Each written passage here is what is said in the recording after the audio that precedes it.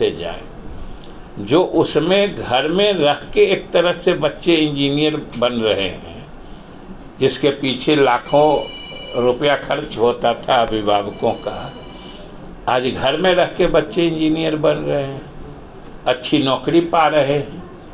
तो ये एक तरह से समझिए समाज का रूप बदलने वाला, समाज को हर तरीके से आगे बढ़ाने वाला, समाज के आर्थिक उन्नति की तरफ ले जाने वाला, बेरोजगार नौजवानों को रोजगार देने वाला, हर क्षेत्र में इसका व्यापक प्रभाव हो रहा है।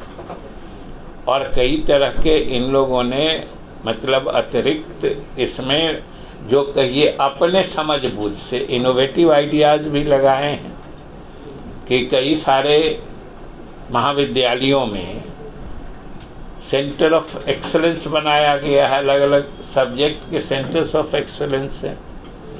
और वो भी हमारे पास आंकड़े हैं कि जहाँ कहीं सेंटर ऑफ एक्सीलेंस बनाया गया है, मतलब वहाँ के उन विषयों में, उन संस्थानों में पढ़ाई की गुणवत्ता बढ़ाई गई है, तो वहाँ के जो छात्र पढ़ के निकलते हैं उनकी एम्प्लॉयबिलिटी भी बढ़ गई है।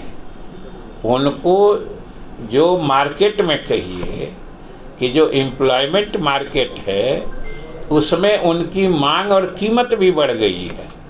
ये सबसे बड़ी बात है। और प्रत्यक्ष उदाहरण या जिसको कहिए दृश्यता है, विजिबिलिटी है, जो सब लोग देख रहे हैं।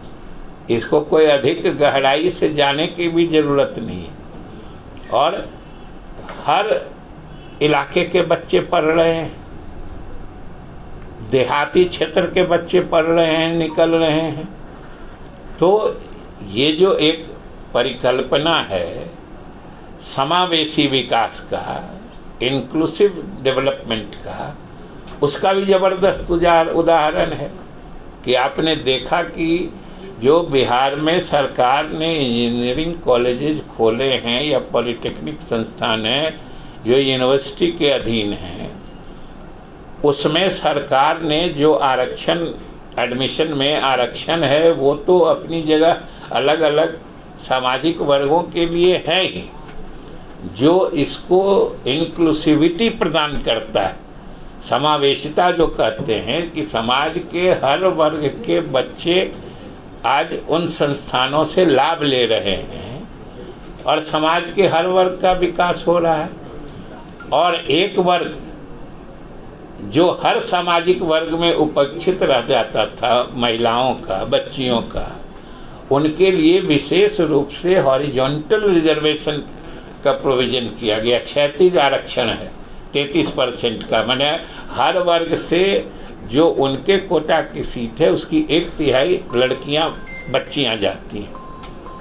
ये समझिए कितना बड़ा क्रांतिकारी परिवर्तन समाज में ला रहा है। और आज महिलाओं के सशक्तिकरण के मामले में इन्हीं सब योजनाओं या प्रक्रियाओं के कारण बिहार सबसे अग्रणी प्रदेश पूरे देश में माना जाता है। हम खुद उपस्थित रहे हैं कि प्रधानमंत्री नरेंद्र मोदी जी ने अनेक, कम से कम 3 अवसरों पर जब वो बोल रहे थे, मैं खुद था उस कार्यक्रम में, कि भाई महिलाओं के सशक्तिकरण में बिहार सरकार और नीतीश कुमार का कोई जवाब नहीं है। और हम लोगों के लिए खुशी की बात है कि हमारे नए मुख्यमंत्री जी ने भी जो नीतीश कुमार जी के काम करने के तौर तरीके, नीतियां, कार्यक्रमों का जो रूप उन्होंने बनाया है, उसको आगे बढ़ाने का इन्होंने संकल्प लिया है। तो स्वाभाविक रूप से इन सब चीज़ों से जो बिहार प्रगति के रास्ते बढ़ रहा है, उसमें इस विभाग का समझिए कि सिर्फ योगदान नहीं है, ये बड़ा मौलिक योगदान है, जिसको जड़ से सुधारने का सिस्टेमिक डेवलपमेंट और इम्प्रूवमेंट, ये सबसे बड़ी चीज़ है।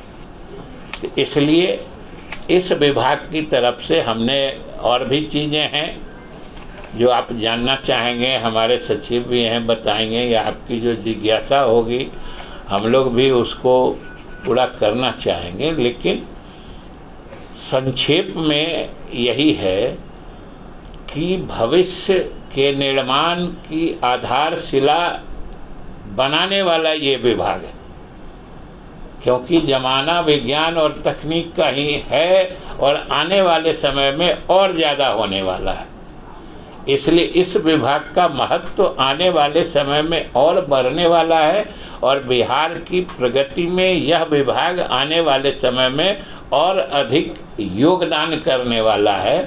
तो आज के इस कार्यक्रम में, प्रेस वार्ता में, हम भी पूरी उम्मीद रखते हैं कि सरकार के तरफ से जो सरकार की नीतियां रही है, जिसको सच पूछते हैं तो त्वरित विकास के रास्ते श्री नीतीश कुमार जी ने लाया था और श्री सम्राट चौधरी जी मुख्यमंत्री ने उसको आगे बढ़ाने का फैसला लिया है। निश्चित रूप से बिहार के युवा आगे बढ़ेंगे, उनको रोजगार परक शिक्षा मिलेगी, तकनीक के क्षेत्र में आगे बढ़ेंगे। इन्हीं शब्दों के साथ आप सबको बहुत बहुत धन्यवाद।